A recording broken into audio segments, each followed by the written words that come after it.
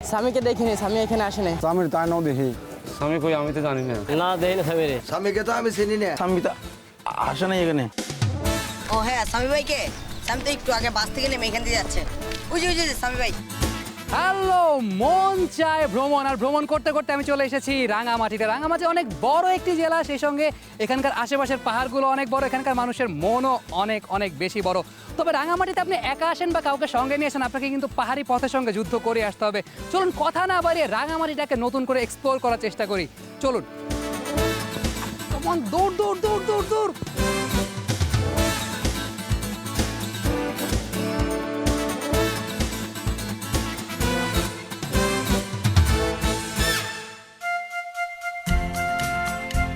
আমি রাঙামাটিতে প্রথমবারের মতো আসছি, তো একটু আপনারা আমার একটু বলবেন, সেটা হচ্ছে যে আমি কোন জায়গাগুলোয় গেলে আসলে রিয়েল রাঙামাটির স্বাদটা পাবো। আনন্দ বিহার আছে, তার পাশে রাজবাড়ি আছে, আপনি ওখানে যেতে পারেন। আচ্ছা, আসাম বস্তি থেকে কাপ্তাই রোডে নতুন একটা রাস্তা হয়েছে। অসংখ্য ধন্যবাদ আপনাদের সবাইকে।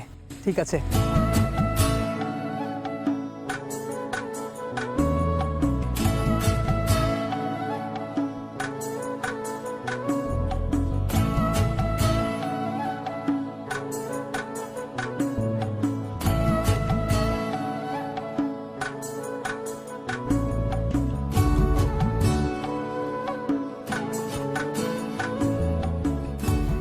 বাংলার নববর্ষ উদযাপন যেমন আমাদের একটা মিলন মেলা, ঠিক তেমনিভাবে চাকমা সম্প্রদায়ের যারা রয়েছেন তাদের একটা মিলন মেলা হচ্ছে বিজু উৎসব। এবং ঠিক এই মুহূর্তটায় বিজু উৎসব চলছে। আমার সামনে একটা গ্রুপ দেখতে পাচ্ছি, খুব সম্ভবত তারা এই বিজু উৎসবের সময়টায় কোনো বাড়িতে যাচ্ছেন তাদের শুভেচ্ছা বিনিময় করতে। যাদের আসলে বিনা দাওয়াতপত্রে বিভিন্ন জায়গায় যাওয়ার অভ্যেস, তারা একেবারেই ঘাবড়াবেন না, কারণ এই বিজু উৎসবের স্পেশালিটি হচ্ছে আপনি যে কোনো সময় যে কোনো বাড়িতে গিয়ে আপনার শুভেচ্ছা বিনিময় করতে পারেন। আমি একটু ওনাদেরকে ফলো করছি, আসলে ওনারা এখন কোন জায়গাটিতে আসলে যাচ্ছেন, আমিও তাদের পিছিয়ে পিছিয়ে সেই জায়গাটিতে ঢুকে যাব। আপনার কি আত্মীয়র বাড়ি? না, আমাদের বিজু উৎসবে আত্মীয় লাগে না। আচ্ছা, এটা যে কেউ যখন যার সাথে শুভেচ্ছা বিনিময় করতে শুধু পারে। পাহাড়ি না, এখানে বাঙালিরাও অংশগ্রহণ করতে পারে। বিজু উৎসবের সবচেয়ে বড় স্পেশালিটি যা, তা হচ্ছে এই গ্রুপটি যে বাড়িটিতে ঢুকছেন তারা কিন্তু আগে থেকে একজন আরেকজনের সঙ্গে পরিচিত নন, অর্থাৎ একেবারেই অপরিচিত মানুষজনের সঙ্গে তাদের যে শুভেচ্ছা বিনিময়টা রয়েছে বিজু উৎসবে, সেটা ভাগাভাগি করতে যাচ্ছেন। এবং সেই সঙ্গে আমি তো বোনাস হিসেবে যাচ্ছি।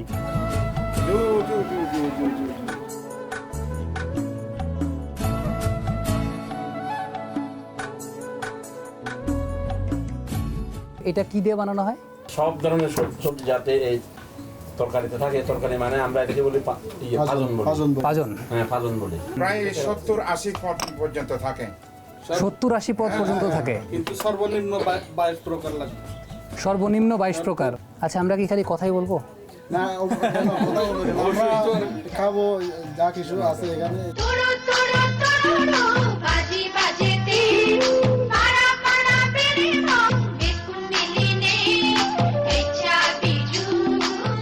আপনাদের সবাইকে অসংখ্য ধন্যবাদ। আমাকে আসলে সম্পূর্ণ নতুন একটা জিনিসের সঙ্গে আপনারা পরিচয় করিয়ে দিলেন।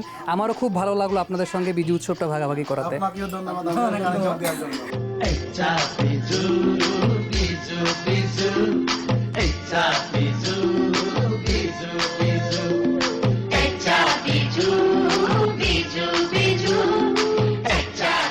ঘুরতে ঘুরতে আমি আসলে একটু কনফিউজড হয়ে গেছি, কারণ আমি কোন জায়গাটাতে এসেছি। আশেপাশে দেখে যা মনে হচ্ছে এখন পর্যন্ত যে কোনো ধর্মীয় উপাসনালয় হবে হয়তো, তবে আমি একটু আসলে কনফিউজড, কারণ আশেপাশে অনেক মানুষও রয়েছে, অনেক দর্শনার্থী রয়েছে। দাদা কেমন আছেন? ভালো আছেন? আমি দিয়াম চাকমা। আচ্ছা দাদা, একটু জানতে চাচ্ছিলাম যে আমি এক্স্যাক্টলি আসলে কোন জায়গাটাতে আছি এখন? এটা হলো যে রাঙ্গামাটি 3 পার্বতী জেলার মধ্যে বিখ্যাত রাজবন বিহার। আচ্ছা ঠিক আছে দাদা, আপনাদেরকে অসংখ্য ধন্যবাদ। আমি একটু পুরো রাজবন বিহারটা একটু ঘুরে দেখতে চাই, আমি আসলে কি দেখাতে পারি আমাদের দর্শকদেরকে। ঠিক আছে, ধন্যবাদ। বুদ্ধং শরণং গচ্ছামি ধম্মং। আমি এই মুহূর্তে রাজবন বিহারের ঠিক ভেতরে জায়গাটাতে চলে এসেছি। আর ধর্মীয় প্রথা অনুযায়ী আপনি যখন এখানে আসবেন, আপনাকে আপনার মাথার টুপি এবং পায়ের জুতা খুলে আসতে হবে। তবে এখানে আসার পর আমার মনের মধ্যে কিন্তু অনেক বড় একটা কোয়েশ্চেন মার্ক, কারণ লোকমুখে যেটা শুনেছি আজ থেকে ঠিক 17 বছর আগে এখানে দুটি পাথর স্থাপন করা হয়েছিল, যেগুলোর ওজন ছিল 1 থেকে 1.5 কেজির মতো। কালের বিবর্তনে সেই পাথরগুলো আজকে এই পর্যায়ে এসে দাঁড়িয়েছে। এখন তো দেখে মনে হচ্ছে এটার ওজন 1 থেকে 1.5 টন হয়ে গেছে, আকারও বেড়ে গেছে। যেভাবে স্থাপন করা হয়েছিল পাথরটা সেখান থেকে তার ওজনও বেড়েছে, আকৃতিতেও বেড়েছে।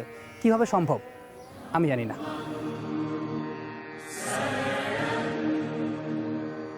এই জায়গার স্পেশালিটি কি আপনার দৃষ্টিতে? আপনি যেহেতু দ্বিতীয়বারের মতো এসেছেন এই জায়গাটাতে। শান্তশিষ্ট একটা পরিবেশ ভালো লাগে, প্রাকৃতিক একটা ছোঁয়া আছে যেখানে আসলে মনটা একটু ভালো লাগে, এই জন্যই আসে।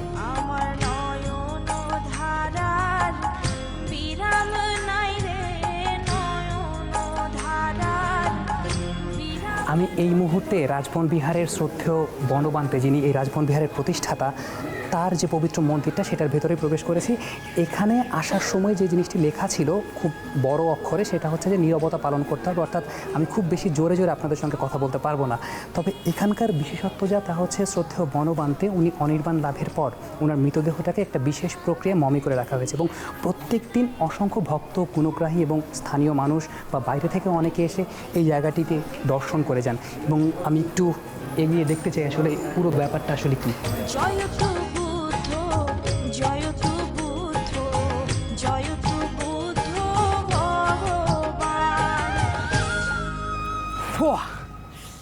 আজ পুরো দিনে আমি যে কাজগুলো করেছি, নববর্ষ উদযাপন করেছি, বিজু উৎসব পর্যবেক্ষণ করেছি, উদরপূর্তি করেছি এবং সেই সঙ্গে এখন একটু টায়ার্ড হয়ে গিয়েছি। তবে এখন যে সময়টা একেবারে পরন্ত বিকেল, দুপুরের পর থেকেই এই রাঙামাটির জায়গা পুরো রাস্তাগুলো একটু নীরব ছিল। তবে এখন আমার পেছনে কিন্তু অনেক ক্রাউড আমি দেখতে পাচ্ছি, অর্থাৎ বিকেলের এই সময়টাতে নববর্ষটাকে একেবারে নিজেদের মতো করে উদযাপন করার জন্য রাঙামাটির স্থানীয় যারা রয়েছেন তারা প্রত্যেকে বেরিয়ে গেছেন। আমি পেছনে দেখতে পাচ্ছি, আপনারা তো দেখতে পাবেন না, আমি মলা ঢালা মাছ একটু বেশি খেয়েছি ছোটোবেলায়। যাই হোক, আমি এখন একেবারে I have to keep myself fit. আমি কোনো প্রকার টায়ার্ড হওয়া যাবে না। আমি এই মুহূর্তে পেছনের জায়গাটিতে যেতে চাই, ওখানে অনেক মানুষ রয়েছে।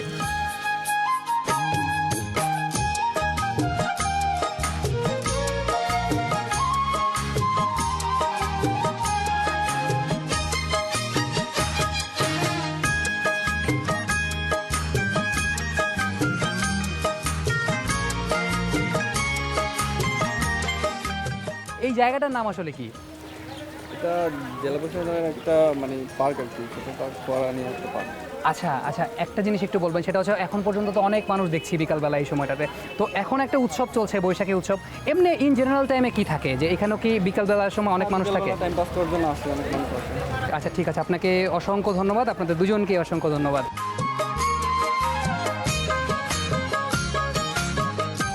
মামা কি অবস্থা? না বেশ অধিকার খায় না মানুষ খায় না? এই যে আমি খাইতেছি বাদাম, আপনি আমারে 5 টাকার বাদাম দেন আগে। মামা বিকালবেলা এই সময় তো অনেক লোকজন আসে দেখলাম পার্কে, তা বিক্রি কম কেন? কম মানুষের গরমের লেগে খাইতেছে না, গরমের জন্য খাইতে চায় না। এই যে মামা বলতেছে যে বিক্রি কিন্তু কম এই সময়টাতে, আপনারা অন্তত একটু এনশিওর করেন মামাকে যে বাদাম খুব পুষ্টিকর একটা খাবার, এরপরে যখনই আসবেন মামার কাছ থেকে বাদাম নেবেন, ঠিক তো? ঠিক আছে মামা, আপনি ভালো থাকেন আর আপনার বিক্রি আরও বাড়ুক।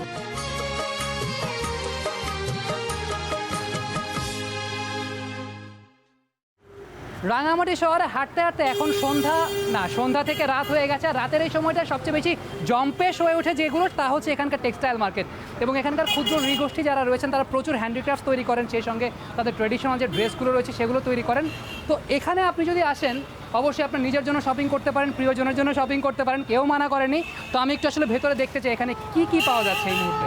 রাঙা সাঙা হচ্ছে দাদা বাজারত গেলে ধুই, আলু জুড়ি হারুয়ানি দিদি চিনি মাদত মুই। আপনাদের মূল কাস্টমার কারা, এখানকার লোকাল যারা রয়েছে তারা নাকি যারা ট্যুরিস্ট আসে তারা? ট্যুরিস্টরা। আলু জুড়ি হারুয়ানি দিদি চিনি মাদত। ভাই আপনি কোথা থেকে এসেছেন? ঢাকা থেকে। ঢাকা থেকে? তার মানে আমার মতো আরেকজন পেয়ে গেলাম।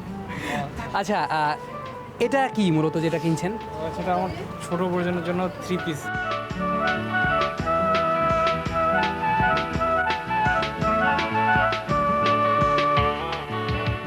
আচ্ছা, আপনারা কোথা থেকে এসেছেন?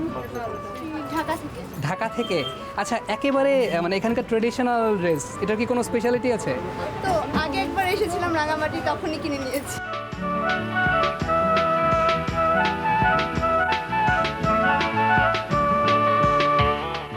রাত বাড়ছে, সেই সঙ্গে বাড়ছে আমার ক্লান্তিটাও। এই মুহূর্তে খুব বেশি কথা বাড়াতে চাই না, আমি একটু ফ্রেশ হয়ে নিতে চাই। আপনারাও এই ফাঁকে একটু নড়ে চড়ে বসুন, নিচ্ছি একটি ব্রেক।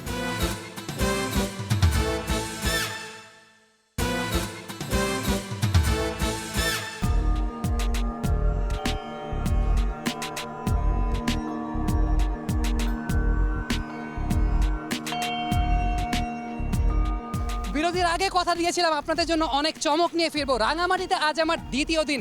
আমার পেছনে দেখতে পাচ্ছেন অনেক মানুষের সমাগম। পেছনে আমাদের জন্য কিন্তু ব্যাপক বিনোদন অপেক্ষা করছে এবং সেই চমকটা আসলে কি সেটা এই মুহূর্তে দেখে নেব, চলুন।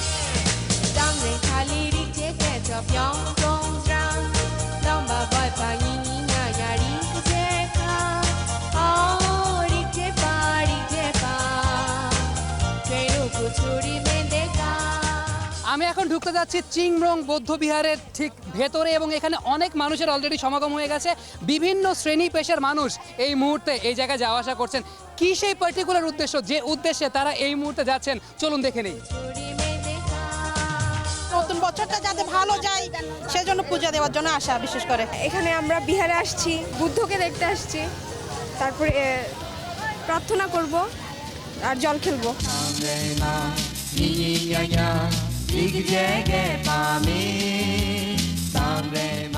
এই মুহূর্তে এখানে চলছে মারমা সম্প্রদায়ের প্রধান সামাজিক উৎসব রিলং বুয়ে, যেটাকে মারমা ভাষায় বলা হয় রিলং বুয়ে, এবং এখানকার যারা খেলোয়াড় রয়েছেন তারাও এই মুহূর্তে পুরোপুরি মাঠে প্রবেশ করে ফেলেছেন। আমি একটু জানতে চাই যে ওনারা তো খেলবেন, কিন্তু কাদের এগেইনস্টে খেলবেন বা খেলাটার আসলে মূল প্রক্রিয়াটা কি? আচ্ছা, আপনারা যে খেলছেন এই খেলার মূল প্রক্রিয়াটা কি? প্রক্রিয়া হচ্ছে আপনার এক পাশে এক সারিতে মেয়ে আর এক সারিতে আমরা ছেলে। এই মুহূর্তে কিন্তু মেতে উঠেছে মাঠ, আর কিছুক্ষণ পরে জমে উঠবে খেলা।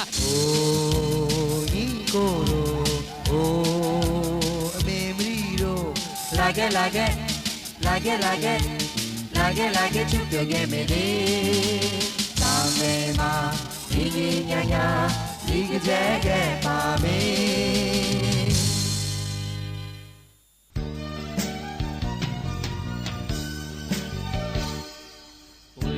গাছ ফারগিতে গদা দুয়া মেলি মেঘসের বানাউরি উড়ি উড়ি গুড়ি পিরি গিদে রেঙে রেঙে গিদে বানাবে রে ওইয়া গাছ ফারগিতে গদা দুয়া মেলি মেঘসের বানাউরি উড়ি উড়ি ঘুরি ফিরি গিদে রেঙে রেঙে গিদে বানাবে। এই পর্যন্ত আসতে যে পরিমাণ সাবধানতা অবলম্বন করতে হয়েছে আর যে পরিমাণ কষ্ট হয়েছে, আশেপাশে দেখার পর সব ভ্যানিশ।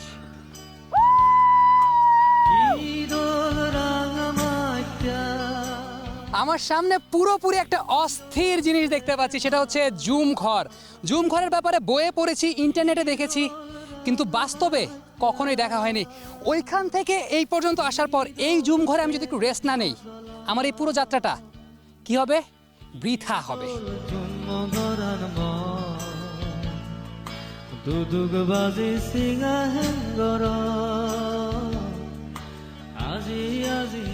মুগ্ধতা কাকে বলে, কত প্রকার ও কি কি, এখানে এসে একেবারে হাতে নাতে প্রমাণ পাওয়া গেছে।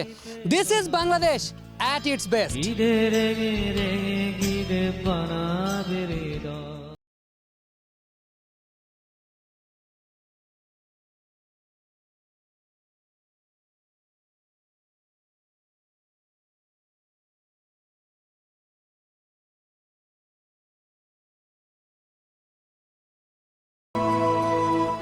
আমি এখন দাঁড়িয়ে আছি রাঙামাটির খুব রোমান্টিক একটা প্লেস, টাইটানিক স্পটে। আই উইশ আমার সঙ্গে একটা রোজ থাকতো।